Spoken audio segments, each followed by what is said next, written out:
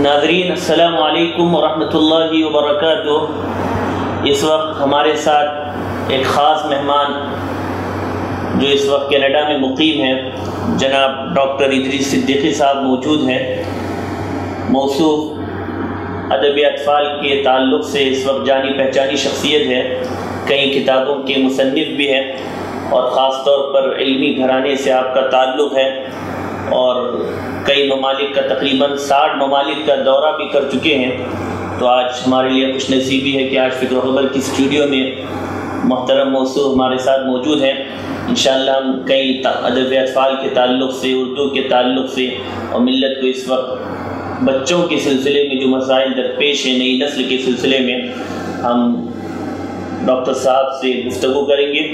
تو ڈاکٹر صاحب، سب سے پہلے تو میں یہ جاننا چاہوں گا کہ کیسے آپ کا مختصر تعارف اور کینیڈا تک آپ کی رسائی کیسی ہوئی؟ میں ہندوستان کی مختلف یونیورسٹیز میں درس و تدریس کا کام کرتا رہا 34 سال تک، اور علی گڑھ مسلم یونیورسٹی، جامعہ ملیہ اسلامیہ، روہیل کھنڈ یونیورسٹی، اس میں اکنامکس ڈپارٹمنٹ میں کام کیا اور بالآخر میں پروفیسر اور چیئرمین رہا۔ آخر میں جب میں ڈین تھا فیکلٹی آف سوشل سائنسز کا، تب اس وقت میری زندگی میں ایک بڑا تغیر آیا کہ 34 سال ہو گئے، ہم اپنے لیے، اپنے کیریئر کے لیے بہت کچھ کر چکے، کہیں پہ کچھ معاشرے کے تقاضات ہیں جنہیں پورا کرنا چاہیے اور وہ قرض واپس دینا چاہیے۔ بس میں نے قبل از وقت استعفیٰ دیا اور ریٹائرمنٹ لے کر کینیڈا چلا گیا، جہاں پر 4 سال پہلے میں نے اپنے بیوی بچوں کو سیٹل کیا تھا اور بالآخر میں انہی کے پاس پہنچ گیا تاکہ میں اس کام کو کر سکوں، اور بچوں کے لیے بہت کچھ کرنا چاہتا تھا نصاب کے سلسلے میں، جس کے بارے میں ہم ابھی آپ سے مزید گفتگو کریں گے۔ تو کیا آپ کو محسوس ہو رہا ہے اس وقت ادب اطفال کو کیا مسائل درپیش ہے اور اس کا کیسے حل ممکن ہے؟ ادب اطفال کے بارے میں اگر دیکھا جائے مختلف زبانوں میں تو بہت ترقی ہوئی ہے، بہت کچھ شائع ہو رہا ہے، لیکن جب ہم اردو زبان میں دیکھتے ہیں تو ادب اطفال میں ہمیں بہت کم نام نظر آتے ہیں، بچوں کے لیے لکھنے والے بہت کم ہیں۔ جدید تقاضوں کو پورا کرنے کے لیے جو علوم ہیں جن میں بچوں کو دلچسپی ہے، وہ تمام چیزیں اردو ادب میں تو کم از کم نہیں پہنچ رہی ہیں، جبکہ ہندی ادب میں یا انگریزی ادب میں وہ چیزیں کافی پائی جاتی ہیں۔ تو مجھے یہ محسوس ہوا کہ دوسری زبانوں میں لکھنے والے بہت ہیں، لیکن اردو زبان میں بچوں کے ادب کی تشکیل کرنے والے بہت کم لوگ ہیں، اور بس اسی لیے میں نے اس سمت کوشش کرنا شروع کی۔ تو اس وقت جو پرانے طرز میں رسائل نکل رہے ہیں اور کہانیاں اور قصے بھی اسی قسم سے آ رہی ہیں، تو یہ کہاں تک فائدہ مند ثابت ہو رہی ہے؟ پرانی کہانیاں اور قصے اخلاقی تقاضوں کو تو ضرور پورا کرتے ہیں، لیکن کیا وہ واقعی میں بچوں کی دلچسپی کا سامان ہے؟ میں سمجھتا ہوں نہیں ہے۔ آج کا بچہ جن چیزوں میں انٹرسٹڈ ہے وہ سائنس میں ہونے والی ترقی ہے، فلکیاتی بہت سے واقعات ظہور پذیر ہو رہے ہیں جن کے بارے میں انہیں جانکاری ملنی چاہیے یا ان کی دلچسپی ہوتی ہے۔ انٹرنیٹ پہ جو مواد انہیں اویلیبل ہے، وہاں پر اردو ادب میں ان کی کہانیوں کی شکل میں کیا کیا چیزیں موجود ہیں، کہیں کچھ نہیں ہے، سوائے چند چیزوں کے جو بہت ہی فرسودہ ہو چکی ہیں، اور اس لیے ایک نئے قسم کے بچوں کے ادب کی تشکیل ہونی چاہیے۔ یہی میری کہانیوں کے موضوعات ہوتے ہیں۔ تو کہیں آپ کو اس طرح کا مستقبل نظر آیا بچوں کے سلسلے میں جہاں اس طرح کی کوششیں ہو رہی ہوں جو آپ کہنا چاہتے ہیں؟ میں نے اپنی جو کوششیں کی ہیں، میں مثال کے طور پر جب آئسان ایک کومیٹ ہے اور یہ ایک بہت ہی نایاب واقعہ کہہ لیجئے جو فلک میں رونما ہوا، تو اس کے بارے میں مغربی میڈیا میں بہت کچھ خبریں چھپیں اور اس پر بہت دنوں تک تبصرہ اور گفتگو ہوتی رہی. وہاں کے مقامی بچوں میں دلچسپی پائی گئی، لیکن میری خواہش تھی کہ ایسی تمام چیزیں جو ہیں ہمارے ملک میں، ہندوستان میں ہمارے اردو داں بچوں کو بھی ملنی چاہیے. تو میں اس قسم کی کہانیاں جب میں لکھتا ہوں اور نیشنل بک ٹرسٹ سے یا قومی کونسل سے وہ شائع ہوتی ہیں تو اس کی پذیرائی ہوئی، جس سے میری حوصلہ افزائی ہوتی ہے. مثال کے طور پر آئسون کی کتاب جو ہے 6 مہینے میں اگر 2600 کاپیز بک جاتی ہیں تو یقیناً ایک یہ صحت مند اشارہ ہے. نیو جنریشن کے تعلق سے اس وقت خاص طور پر کارٹون کے ذریعے بڑا کام ہو رہا ہے پوری دنیا کے اندر. جی. تو اسلامی طرز پر ایسے کارٹون تیار کرنے کا اور اس کو چلانے کا اور بچوں میں مقبول بنانے کا کوئی ایسی چیزیں آپ سے نظر سے گزری؟ ابھی تک اس طرح کی چیزیں جو کارٹون ہیں یا جنہیں ہم ایک اور نام سے بھی پکارتے ہیں، وہ میڈیا والے زیادہ واقف ہیں. تو اس طرح کی کوششیں اسلامی ادب میں تو نہیں ہوئی ہیں. اس کی وجہ یہ ہے کہ دنیا کے دوسرے ادب میں کچھ کردار ہیں جو بہت پاپولر ہوئے، مقبول ہوئے، اور انہی پر منحصر کہانیوں یا واقعات کو کارٹون کے ذریعے دکھایا جاتا ہے. لیکن جیسے میں مثال کے طور پہ نام لوں گا، پوکیمون ہے، یا کبھی لٹل مرمیڈ کا کنسیپٹ آیا تھا، پھر ٹام اینڈ جیری ہیں. یہ کلاسکس میں آ چکے ہیں جنہیں ہر بچہ دیکھنا چاہتا ہے اور پسند کرتا ہے. لیکن ہم نے اسلامی ادب سے، ہمارے پاس خزانے کی کمی نہیں ہے، لیکن کسی کردار کو ہم نے زندہ جاوید نہیں کیا ہے. اور یہی وجہ ہے کہ اس طرح کے کوئی کارٹون موویز یا وہ اس طرح کی فلمیں یا ویڈیوز ہم بازار میں نہیں لا پائے ہیں جو بچوں کی دلچسپی کا سامان آپ کی طرف سے کیا اس سلسلے میں کسی طرح کی کوشش کی پیش رفت ہوئی ہے یا ارادہ؟ میں نے بات کی ہے اپنے اس مشن کے سلسلے میں کہ بچوں کے نصاب میں جو میں تبدیلی چاہتا ہوں اور جس طرح کی میں چیزیں لکھ رہا ہوں، ان کو ڈیجیٹلائز کیا جائے اور ان کو تصویروں کی شکل میں 2D میں یا 3D میں لایا جائے. کسی حد تک، اور یہ بھی خوشی کی بات ہے کہ وہ علماء کرام ہی کی ایک تنظیم ہے جس نے اس بارے میں دلچسپی دکھائی، اور اگر اس میں پیش رفت ہوئی تو یقیناً یہ بچوں کے لیے ایک بہترین تحفہ ہوگا. تنظیم کیا، ایک ادارہ ہے جو عقل کوہ میں ہے، اور ان کے یہاں ویڈیوز جو ہیں وہ دکھائے جاتے ہیں، خاص طور سے یوٹیوب پر. تو میں نے ان سے کہا کہ یہ بہت چھوٹے چھوٹے جو ہم ویڈیوز دکھاتے ہیں یہ اس تقاضے کو پورا نہیں کر رہے ہیں جتنی کہ ہمارے یہاں کمی ہے، بالخصوص بچوں کے سلسلے میں. یہ مستقبل کے امین ہیں، ان کے لیے زیادہ سرمایہ کاری کی ضرورت ہے. ڈاکٹر صاحب، آپ کئی کتابوں کی مصنف بھی ہیں، تو آپ کی زیادہ تر کتابیں کس موضوع پر رہی؟ کیا اس کا تعلق؟ شروع میں برسوں تک لکھتا رہا ماحولیات پر. ماحولیاتی توازن جیسا کہ کہا جا رہا ہے، اس کے اثرات بھی ہم دیکھ رہے ہیں، بگڑتا جا رہا ہے.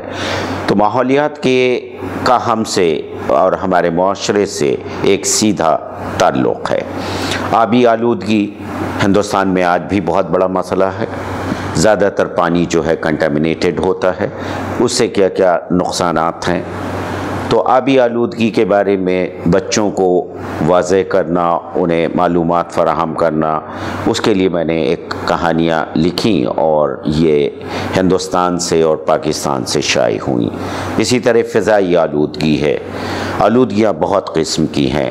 نیوکلیئر آلودگی جو ہے انتہائی خطرناک چیز ہے. تو یہ کس کی مطلب بچوں کی نفسیات کو سامنے رکھ کر لکھا ہے؟ ظاہر ہے کہ ایک ایج گروپ کو ہم لے کر چلتے ہیں جو فارمیٹیو ایئرز کہلاتے ہیں بچوں کے.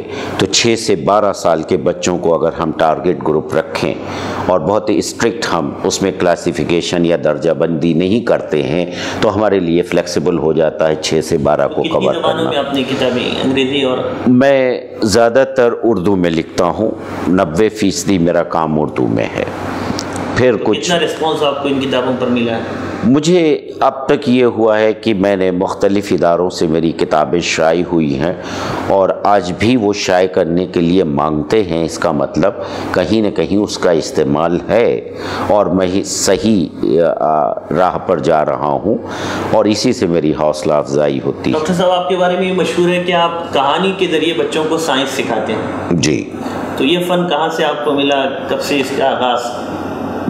میں ایک تجربہ یہ کر رہا ہوں کہ کہانیوں کے ذریعے مختلف علوم کو پڑھایا جا سکتا ہے۔ ابتدائی نصاب جو بچوں کے لیے ایک سزا ہے، وہ اسکول جاتے ہیں، گھسے پٹے طرز پر انہیں تعلیم دی جاتی ہے، وہ رٹتے ہیں، امتحان میں اگل دیتے ہیں، تو بچوں کی دلچسپی نہیں ہے۔ اردو داں طبقے میں خاص طور سے یہ پرابلم ہے، یہ مسئلہ ہے کہ وہ بچے سائنس کی طرف مائل نہیں ہو رہے، اور آگے چل کر سائنس میں ایڈمیشن لینے والے مسلم بچے نہیں پائے جاتے یا اردو داں طبقے کے نہیں پائے جاتے، تو کہیں نہ کہیں طریقہ کار میں خرابی ہے۔ تو جس وقت میں پی ایچ ڈی میں اپنے اسٹوڈنٹس کو ریسرچ میتھڈالوجی پڑھاتا ہوں تو اس میں کوالٹیٹیو ریسرچ میتھڈالوجی ہے۔ کوالٹیٹیو ریسرچ میتھڈالوجی میں ابھی ریسنٹلی کینیڈا میں اور امریکہ، برٹین، فرانس، کچھ کنٹریز میں ایک نئے قسم کے میتھڈز کو استعمال کیا گیا، طریقہ کار کو ہائر ایجوکیشن میں استعمال کیا گیا، جنہیں اسٹوری ٹیلنگ میتھڈ اور اسٹوری ری ٹیلنگ میتھڈز کہتے ہیں۔ ہم اپنے بچوں کو اسے استعمال کرواتے تھے، اسٹوری ٹیلنگ میتھڈ کو، تو مجھے لگا کہ کیوں نہ نصاب کو جو ہے اسٹوری ٹیلنگ میتھڈ سے کہانیوں کی شکل میں بدل دیا جائے، اور اس طرح سے ہم یہ کہہ سکیں کہ آئیے تعلیم کو سزا سے مزہ میں بدل دیں۔ بہت اچھا آپ کا نعرہ ہے، اللہ تعالیٰ آپ کو کامیاب کرے۔ شکراً۔ اس سے پہلے جو بچوں کے ادیب گزرے ہیں جو بڑے بڑے، تو کون سے ادیب آپ کو بہت زیادہ پسند رہے ہیں اور جن کی آپ تقلید کرنا پسند کرتے ہیں؟ تقلید تو میں نہیں کرنا پسند کرتا ہوں، جی پسندیدہ، ہاں، لیکن پسندیدہ عمر کے ساتھ ساتھ وہ بدلتے بھی رہے۔ مجھے شروع میں خاص طور سے بلیک لٹریچر جو تھا وہ بہت پسند تھا۔ ابرار محسن لکھا کرتے تھے میرے بچپن میں کہانیاں، تو وہ کہانیاں عام طور سے افریقہ کے معاشرے کے بارے میں ہوا کرتی تھیں، وہ مجھے بہت فیسینیٹ کیا کرتی تھیں۔ پھر بچوں کے لیے کچھ سائنس پہ لکھنے والے آئے جو بہت کامیاب نہیں کہلائے، لیکن انہوں نے مطلب آپ اردو ادب سے آپ کا بھی تعلق ہے، بچوں کے ادب سے تعلق ہے، تو کیا کوئی ایسا رسالہ یا کوئی ایسی شخصیت ہے جہاں سے آپ کی زندگی میں تبدیلی آئی؟ پوچھنا چاہتا ہوں بچپن میں رسالہ کھلونا ہے جس نے بہت زیادہ متاثر کیا۔ پھر ایک لمبے عرصے تک رسالوں کا بڑا فقدان رہا، یا وہ اس معیار کو نہیں پہنچ سکے، لیکن اس خلا کو پر کر رہے ہیں اس وقت کئی اردو کے رسالے، جس میں اتفاق سے ایک بہت ہی خوبصورت رسالہ آپ کے اپنے شہر سے پھول نام کا نکلتا ہے، جو بچوں کے لیے دیدہ زیب بھی ہے، اور ان کے جو کوریج ہیں، مضامین جن پر وہ دے رہے ہیں، میرے حساب سے وہ بچوں کی دلچسپی کا سامان پیدا کرتے ہیں۔ بمبئی سے گل بوٹے نکل رہا ہے، اچھی ایک کوشش ہے۔ اچھا ساتھی نام کا بجنور سے رسالہ نکل رہا ہے جو اسلامی قدروں کی طرف بھی لے جاتا ہے۔ ان میں سے یہ دو رسالے پھول اور اچھا ساتھی کچھ اسلامی نقطہ نظر سے بھی چیزوں کو پیش کر رہے ہیں جو معاشرے میں آج شاید پہلے سے زیادہ ضروری ہے۔ کئی ممالک آپ کو جانے کا اتفاق ہوا، سننے میں آیا کہ تقریباً 60 ممالک آپ جا چکے ہیں، تو کس حیثیت سے آپ کا جانا ہوتا ہے؟ عام طور پر شروع میں نے جانا شروع کیا تھا انٹرنیشنل کانفرنسز اٹینڈ کرنے کے لیے یا سیمینار کے لیے۔ یورپ میں پہلی بار گیا تھا جب مجھے کن موضوعات پر سیمینارز میرے اکنامکس سے ہی متعلق ہوا کرتے تھے، اور اس وقت میری فیلڈ جو تھی ایگریکلچرل اکنامکس سے لے کر انٹرنیشنل اکنامکس تک تھی۔ خاص طور سے میں انٹرنیشنل ایڈ اینڈ ڈیٹ پہ بہت زمانے تک کام کرتا رہا، اور ان چند خوش نصیبوں میں سے ہوں۔ ادب اطفال کے تعلق سے کن ممالک میں آپ کا جانا ہے؟ ادب اطفال کے تعلق سے اگر کوئی ملک مجھے متاثر کرتا ہے تو وہ ہینس کرسچین اینڈرسن کا ملک ڈنمارک ہے، اور اسی لیے میں اس شہر اوڈینسی تک گیا تھا جہاں اس کی جائے پیدائش ہے۔ اس نے ایک انقلاب برپا کیا تھا بچوں کے ادب میں، اور اس سے بڑا بچوں کا ادیب آج تک نہیں ہوا ہے۔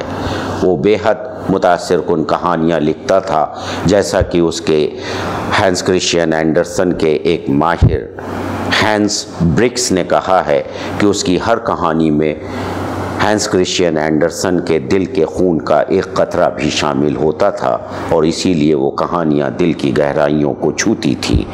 کچھ ایسی ہی کوشش میں کرنا چاہتا ہوں یا کرنے کی کوشش کرتا ہوں، تو میں متاثر ہوں ہینس کرسچین اینڈرسن۔ یورپین ممالک میں اور دنیا میں بھی عمومی طور پر ڈنمارک ایسا ملک ہے جہاں پر ادب اطفال کے تعلق سے بڑی کوششیں ہو رہی ہیں۔ جی، اب مطلب کیا وہ کوششیں ہیں جو اس کو ہم تعجب ہوگا آپ کو یہ سن کر کہ وہاں پر ہینس کرسچین اینڈرسن کے کہانیوں کی تعلیم اسکولوں کے نصاب کے ذریعے بھی دی جاتی ہے اور لازمی قرار دی گئی۔ غالباً وہ پہلا مصنف ہے، اور وہ بھی بچوں کا، جس کی موت پر نہ صرف بچوں نے بلکہ اس وقت کے بادشاہ نے اور ملکہ نے بھی آ کر اپنے آنسوؤں کا خراج عقیدت دیا تھا۔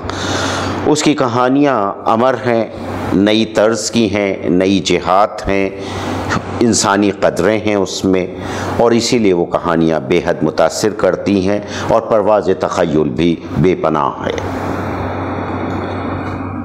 آپ اتنے ممالک آپ کا جانا ہوا، تو یہاں پر اسلامیت نام کی کوئی چیز یہاں، یعنی جس میں آپ کو یہ نظر آ رہا ہے کہ آئندہ مستقبل کے اعتبار سے یہاں اچھے اثرات نظر آ رہے ہیں اسلامی اعتبار سے؟ یورپ میں یا یورپ سے ملے ہوئے دو ممالک ہیں، ایک ترکی۔ مزے کی بات ہے کہ ترکی والے اپنے کو یورپ میں ہی مانتے ہیں، انہیں اپنا ایشین کہلانا پسند نہیں ہے۔ اور دوسرا ملک جو واقعی یورپ میں ہے وہ ہے بوسنیا ہرزیگووینا۔ ترکی میں اسلام کی طرف ایک بار پھر سے مائل ہو رہے ہیں لوگ۔ مساجد میں اب آپ کو پہلے سے کہیں زیادہ بڑی تعداد نظر آتی ہے، علماء کرام کی اہمیت بڑھ گئی ہے۔